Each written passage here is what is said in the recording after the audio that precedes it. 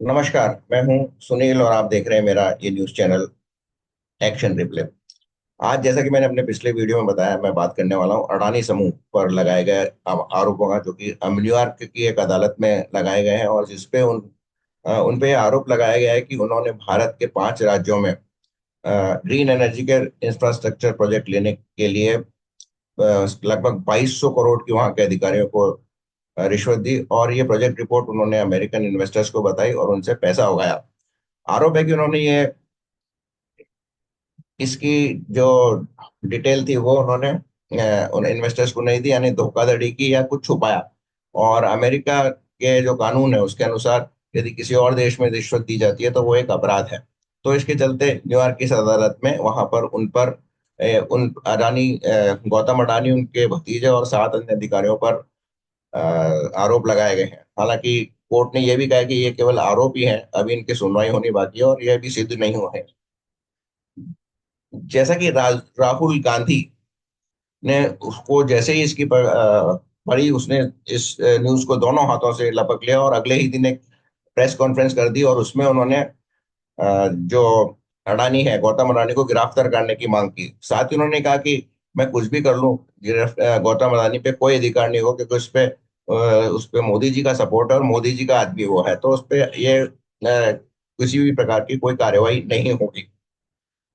राहुल गांधी ने जब ये बात कही तो वो ये भूल गए कि जिन राज्यों को उन्होंने रिश्वत दी है उसमें 2 राज्य तो ऐसे हैं जिनमें एक में उनकी खुद की सरकार, छत्तीसगढ़ की सरकार में भूपेश बघेल की सरकार थी और दूसरी तमिलनाडु में उनके सहायक डीएमके की सरकार थी। बाकी 2 और राज्य जो हैं वो आंध्र प्रदेश और उड़ीसा हैं, जिनमें उस समय 2020-21 का जब ये आरोप है उस समय पटनायक, नवीन पटनायक की सरकार थी और आंध्र प्रदेश में जगन मोहन रेड्डी की सरकार थी। तो उन्होंने हालांकि ये कहा है कि अ, उन पर जो भी कोई दोषी है उन पर एक्शन होना चाहिए, लेकिन कहीं ना कहीं वो गलती कर ही गए और इस मामले में उलझ गए। आप देखें तो राहुल गांधी ने अडानी के समूह का जो ये मुद्दा है, ये हरियाणा चुनाव में भी उठाने की कोशिश की थी और उसके बाद उन्होंने ये महाराष्ट्र के चुनाव में भी अंतिम दिनों में ये मुद्दा उठाने की कोशिश की थी। क्योंकि वास्तव में देखा जाए तो कांग्रेस एक मुद्दाहीन पार्टी हो गई, उनको देश के कल्याण के लिए योजनाएं उनके पास नहीं है। वो वही करते हैं जो मोदी जी के खिलाफ, यानी मोदी जी की जो बड़ी लाइन है उसको छोटी लाइन करने की कोशिश करते हैं ताकि अपनी लाइन बड़ी दिख सके। खुद अपनी बड़ी लाइन खींचने की उसमें क्षमता नहीं है, ये सभी विशेषज्ञ कहते हैं। तो राहुल गांधी ने, आपको याद है कि एक वो हरियाणा चुनाव में एक सभा में मट्टू राम की जलेबी ला का एक पैकेट लाए थे और ये कहा था कि मट्टू राम को जलेबी की फैक्ट्री लगानी चाहिए जिसमें 50,000 तक आदमी काम करेंगे। और 50,000 आदमी को रोजगार मिलेगा और ये जापान, अमेरिका, न्यूयॉर्क आदि में ये उनकी जलेबी जाएगी और उनसे उनका व्यापार बढ़ेगा। लेकिन इस फैक्ट्री लगाने के लिए उनको लोन लेना पड़ेगा और लोन मोदी जी नहीं देंगे, क्योंकि मोदी जी के बैंक सारे लोन तो अपने आदमियों यानी अडानी को दे चुके हैं। यानी वहां वहां भी उन्होंने अडानी को इस प्रकार घेरने की कोशिश की थी। लेकिन हुआ ये कि जलेबी के कांड में उनका मजाक बन के रह गया और वो इस मुद्दे को आगे नहीं बढ़ा पाए और कांग्रेस केवल इसी पे को डिफेंड करती रह गई कि जलेबी की फैक्ट्रियां हैं। कुछ लोगों ने वाडीलाल के जलेबी के पैकेट और इस तरह की कंपनियों के पैकेट व्हाट्सएप और सोशल मीडिया पे देने की कोशिश की। और आपको याद होगा कि जिस दिन चुनाव के परिणाम आए थे और सुबह भी जलेबी पे काफी पवन खेड़ा ने बातचीत की थी। हालांकि हरियाणा वो चुनाव हार गई। इसी तरह महाराष्ट्र के चुनाव में भी उन्होंने कोशिश की थी इसको घसीटने की, और वो इन्होंने एक प्रेस कॉन्फ्रेंस की थी, उसमें वो एक सेफ लाए थे और मोदी जी का एक है तो सेफ है नारे की हंसी उड़ाते हुए उन्होंने एक पोस्टर निकाला था जिसमें अडानी जी और मोदी जी साथ साथ थे और उन्होंने कहा था कि एक है तो सेफ है, यानी मोदी और अडानी एक हैं इसलिए मोदी इसलिए सेफ है।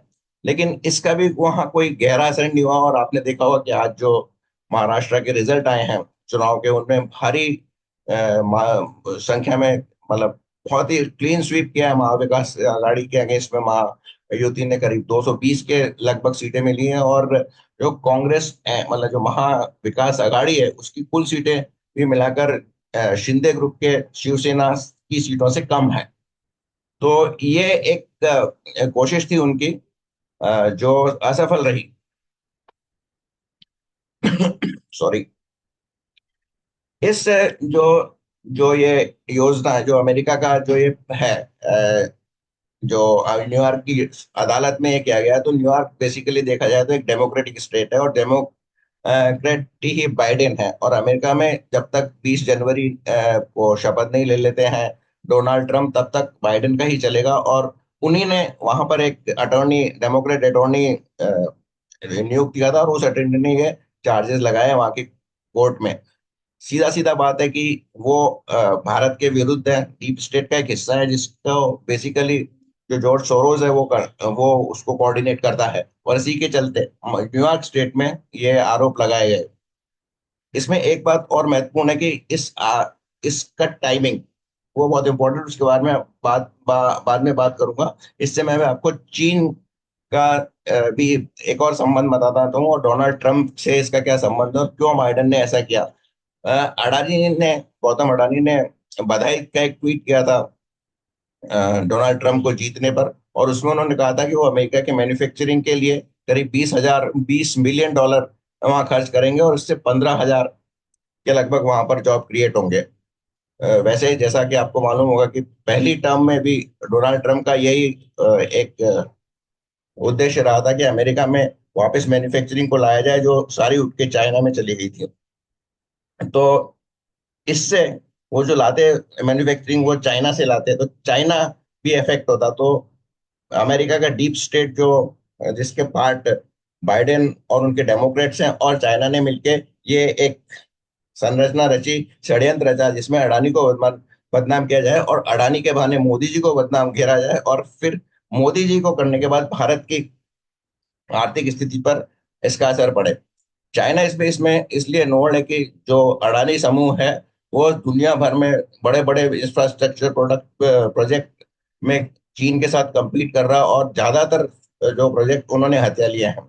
आपने देखा होगा कि ये भी न्यूज आई है कि केनिया का एयरपोर्ट प्रोजेक्ट इस न्यूज के आने के बाद उन्होंने विड्रॉ कर लिया। नेचुरली इसका फायदा चाइना को होने वाला था। तो इस तरह से ये एक अंतरराष्ट्रीय षड्यंत्र है जिसमें अमेरिका, डीप स्टेट और चाइना शामिल है। तो ये है एक इस बात इसका एक और इम्पोर्टेंट मुद्दा इस जो एपिसोड है उसका ये है कि इसकी टाइमिंग।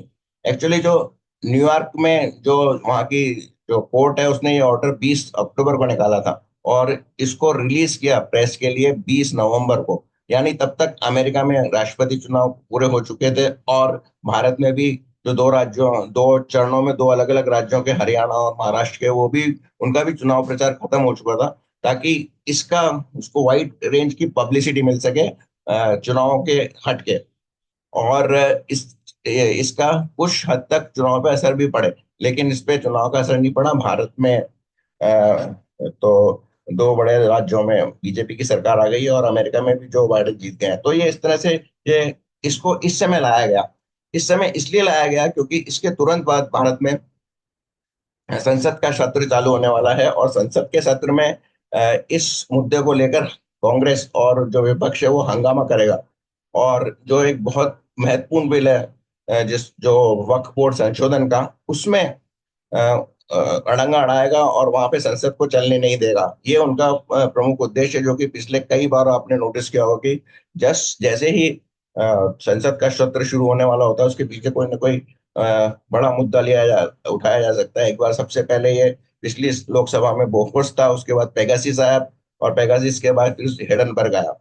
तो इस तरह से ये भारत की संसद को भी इफेक्ट करने के लिए एक टूल की तरह यूज किया जाता है, और ब्रॉड एक टूल किट का ही एक हिस्सा है जिसमें भारत को बदनाम किया जा सके। और इससे इसके चलते फिर भारत को अमेरिकन लोग या बेसिकली इन्वेस्टर्स भारत में इन्वेस्ट नहीं करेंगे, और दूसरे कंट्री भी भारतीय कंपनियों को कोई प्रोजेक्ट्स नहीं देंगे। तो ये इस चाल का एक हिस्सा है जिसका चाइना को प्रॉफिट होने वाला था, फायदा होने वाला था।